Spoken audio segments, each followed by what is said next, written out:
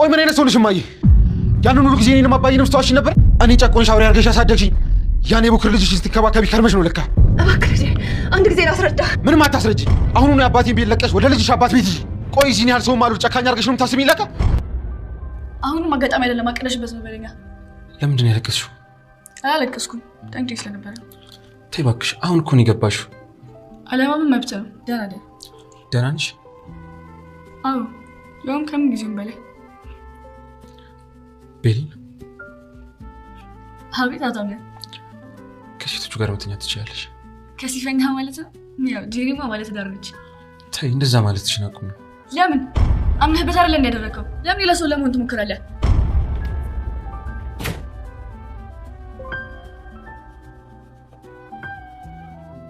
ወይ ሚስቴ ሁኚ ያልኩሽ እንጂ ሚስቴ አይደለሽም እኮ። ማለትም ቀለበት አላሰርንም። ደግሞ ጊዜ ልትሰጪኝ ይገባል። ቆይ እዚህ ያደረው ማለት ነው? በእኔ ምክንያት ከጄሪ ጋር ተጣልተው እንዳይሆን።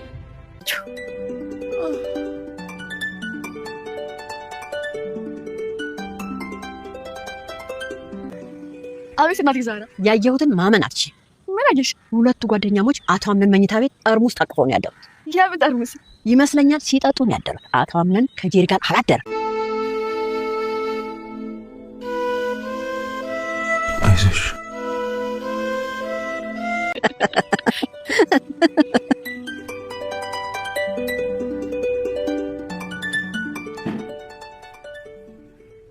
አቶ አምነን ቆይ ለምንድን ነው ማታ ወደዚህ ያልመጣው?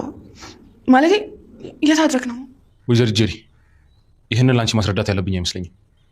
የድርጅቱ ስራ እየከበደ ከሆነ እኔም ላገዝ እችላለሁ። አመሰግናለሁ። እባክህን ቢያት በለኝ። በስራ ምክንያት ውጭ ማድረግ የለብህም እንዴ። የኔ ልጅ ቤት አላደርክም እንዴ? ወይ ጄሪ የሚስትነት ግዴታሽን ካሁን መወጣት ጀምረሻል። የወንድሜ ልጅ ምን አይነት ስራ ገጥሞ ነው? አቶ አምነን በዙሪያው ብዙ ቆነጃጅቶች ተደርድረው ለሚስትነት ምርጫ እየቀረቡ ቢሆንም አንድ ሰው መረጠ። ነገር ግን ምንም እንኳ ከአንድ ሰው በላይ አንድ ሰው ማግባት ባይችልም ነገር ግን የመረጣትን ጄሪን ሊወዳትም ሆነ ሊያፈቅራት አልቻለም። እሱ ልቡም አይኑም ያለው ብሌን ላይ ነው። ጄሪም ከአክስቱ ጋር በመመካከር የውስኪ ወይም ደግሞ የወይን ምሽት ለማድረግ ዝግጅቷን ጨርሳ ስትጠብቀው ብታመሽ፣ ነገር ግን አቶ አምነን ወደ እሷ ሊሄድ አልወደደም። ከብሌን ጋር ነበር ምሽቱን ያደረገው።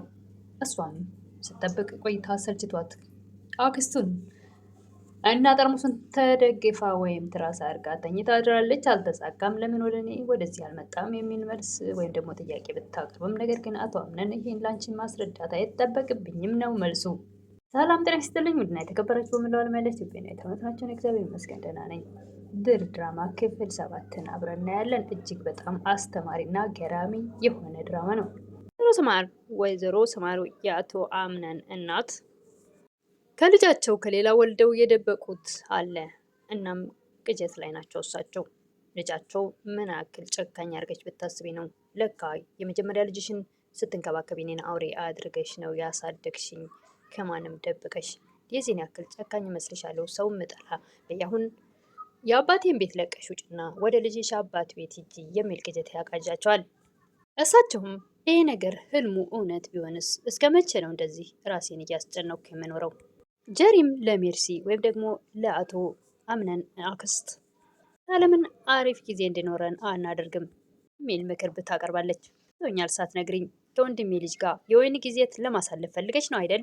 በሚገባ ሀሳቤን ተረድተሻል ትላለች ጄሪ። ደስ ይላል። እንግዳውስ ቶሎ ሂጂና ማዘጋጀት ይኖርብሻል። ጄሪ ከአምነን አክስት ሜርሲ ይህን ቃል ስትሰማ እጅግ ትደሰታለች። ከተደረደሩት ቆነጃጅት አንዷ ሲፈን እንግዲህ የምርጫው ውድድር ስላለቀ እኔ አሁን ያሉ ነገሮችን ሁሉ በሙሉ ትቼ ነበር እዚህ ውስጥ የገባሁት ብላ ለአቶ አምነን እናት ታለቃቅሳለች። ምን መሆን አለብኝ አሁን? ዘመድ ቤተሰብ ወገን የለኝም። ስለዚህ ላንቺም ሸክም መሆን አልፈልግም። ምን ማድረግ አለብኝ? ድርጅትሽ ውስጥ ስራ ስጭኝና አንቺን እያገለገልኩ ከአንቺ ጋር ልኖር፣ ከአንቺ ጋር ባልለይ ደስ ይለኛል የሚል እያለቃቀሰች ስለሆነ የአቶ አምነን እናትም እሺ በማለት ወይዘሮ ስማር ትቀበላታለች። እጇን ስማት አመሰግናለሁ ብላ ከወጣች በኋላ ነገር ግን ይሁዳም አምላካችን ጌታችን መድኃኒታችን ኢየሱስ ክርስቶስን አሳልፎ የሰጠው በመሳም ነውና ስለዚህ እጄ ውስጥ ገባሽ ማለት ነው ወይዘሮ ስማር በማለት መልሳ እንዳጠመደቻት ለራሷ ታወራ ነበረ። ይፈን ወይዘሮ ሰማን እንዳጠመደቻት ራሷን በራሷ እያወራች ነበር ለብቻዋ።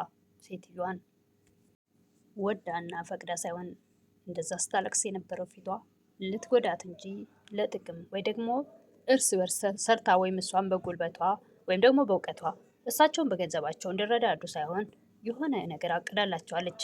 አቶ አምነንም ጀሪ የወይን ምሽት በማድረግ ዝግጅቷን ጨርሳለች። ፏ አድርጋ ይመጣል እያለች ከአክስቱ ጋር ትጠብቃለች። አቶ አምነን ግን ብሌን እናቴ ምን ነው ምን ባገኘሽ ምን አለበት አቅፌሽ ብተኛ እያለች እያለቀሰች ብቻዋን ክፍሏ ያዳመጣት ነበር። ካዳመጣት በኋላም አልጨከንም፣ ወደ እሷ ገብቶ ነበር አይዞሽ በማለት እና በማቀፍ ለመጽናናት የሞከረው።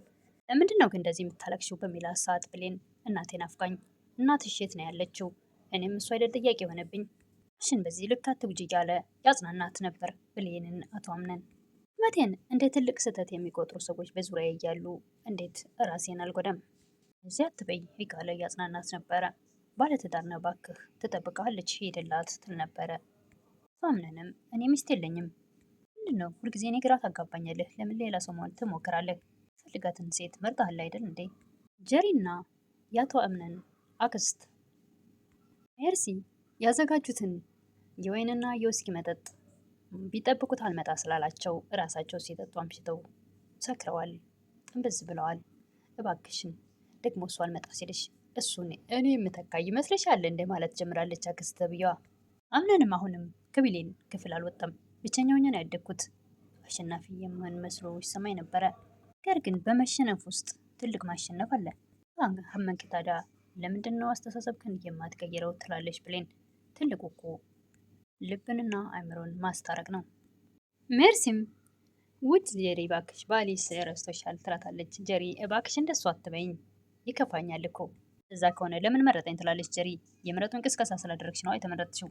አምነንም ቆይ ግን ምን እየሆንኩ ነው ይላል ብሌንን አቅፎ። ብሌንም ከባለ ትዳር ወንድ ጋር በዚህ ሰዓት እንደዚህ መሆን አለብኝ እያሉ እርስ በርሳቸው ብቻቸውን ሁላቸውን በልባቸው አወሩ ነበር።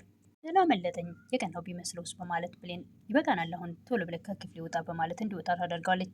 አምናንም ከብሌን ክፍል ከወጣ በኋላም ወደዛ ክፍል ወደ ጀሪ ሊሄድ አልፈለገም። ሳሎን ሶፋ ላይ ተኝቶ ማደር ነው የመረጠው።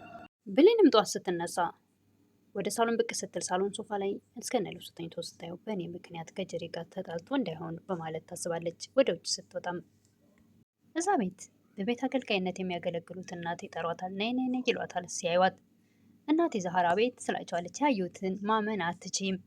ሁለቱ ጓደኛሞች ጠርሙስ ታቅፈው ነው ያደሩት። አቶ አምነንም ወደ እነሱ ሄዶ ከጀሪ ጋር አላደረም፣ ሳሎን ብቻውን ነው ያደረው በማለት ብሌን እንድትደሰት ያደርጋሉ። ሁለቱም ይሳሳቁ ነበር። ብሌንም እጅግ ደስ ይላታል። በስተመጨረሻም ጀሪ ስራ ከብዶ ከሆነ ለእኔ ላግዝህ እችላለሁ፣ በስራ ምክንያት ከቤት ውጭ ማደር የለብህም ትላለች። የአምነን እናትም የኔ ልጅ ውጭ አድርግ እንደ ጭራሽ። እርሲም ወይ ጀሪ ገና ካሁኑኑ የሚስትነት ኃላፊነትሽን እየተወጣሽ ነው ትላለች። የልጅ ምን አይነት ስራ ቢገጥመህ ነው ውጭ ያሳደረህ? ሰማዕልም ምን ነው መልስ እንጂ ይላሉ። እሱም ለማንኛቸውም መልስ አልሰጠም። ብሌንም ወደ አምነን እያየች እጅግ በጣም የከፋትና ቅር ያላት ትመስል ነበረ።